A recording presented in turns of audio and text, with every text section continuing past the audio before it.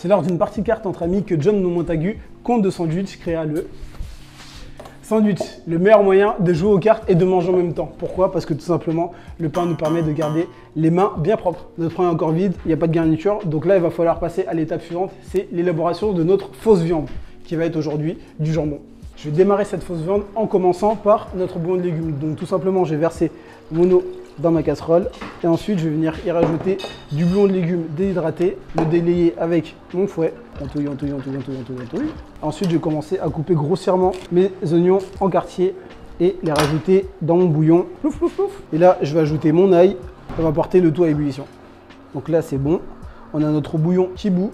On va pouvoir venir récupérer nos oignons et notre ail afin de le mettre dans notre mixeur. Ensuite, on va venir le mettre sur le socle de notre machine et mixer afin d'effectuer une purée. C'est parfait. Maintenant, on va laisser ça reposer sur le côté. On va passer à la deuxième partie de notre recette, donc l'élaboration de la pâte. On va commencer par le gluten de blé, la farine de pois chiche, le levain d'épeautre, un peu de cumin, du sel, un peu de poivre, hop, pour relever le tout, de la purée de concentré de tomate, un peu d'huile. On va venir rajouter notre bouillon et notre purée avant de pouvoir commencer à mélanger avec les mains. Et on remue. Avec ce faux jambon, on va créer un sandwich mythique français créé dans un café parisien qui est le croque-monsieur. Je vais pétrir la pâte jusqu'à ce que toute la farine s'incorpore à l'intérieur. Là, on a fini de pétrir notre faux jambon. On va venir filmer délicatement avec notre cellophane.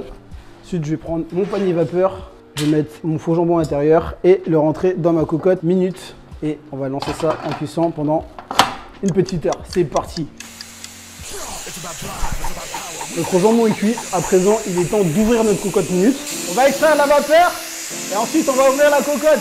Bon, par contre, ça prend un peu de temps. À présent, on peut ouvrir notre cocotte en toute sécurité. Je vais récupérer mon panier vapeur. Hop, prendre notre faux jambon, je vais mettre dans notre assiette et on va aller au frais. Un petit passage au frais et ça tombe bien, il y a du lait. Je vais récupérer ça moi.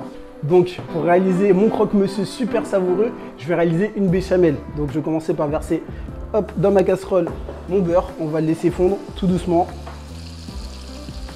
Voilà. On va commencer à touiller tout doucement notre beurre. Je vais pouvoir venir y rajouter ma farine à l'intérieur. Et à présent, je vais venir ajouter mon lait. Et on va commencer à cuire notre béchamel jusqu'à ébullition. Là, le mélange commence à épaissir, on n'est pas loin de la vérité, on va bientôt l'assaisonner. Elle est bien onctueuse, donc je vais commencer par le sel, prendre un peu de poivre aussi, on va terminer par la noix de muscade. On remélange.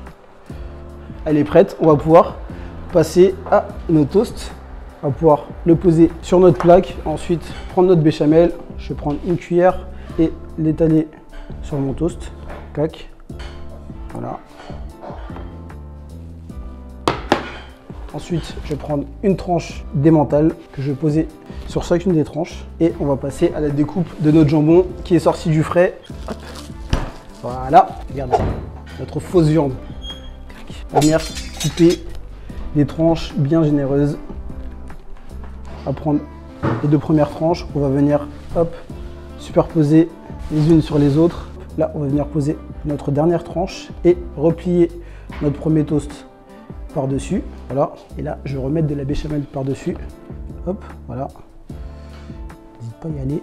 Et ensuite, je vais venir mettre un peu de fromage râpé par-dessus. Vous allez voir, ça va être bien gourmand. Dernière étape cruciale, on va passer au four.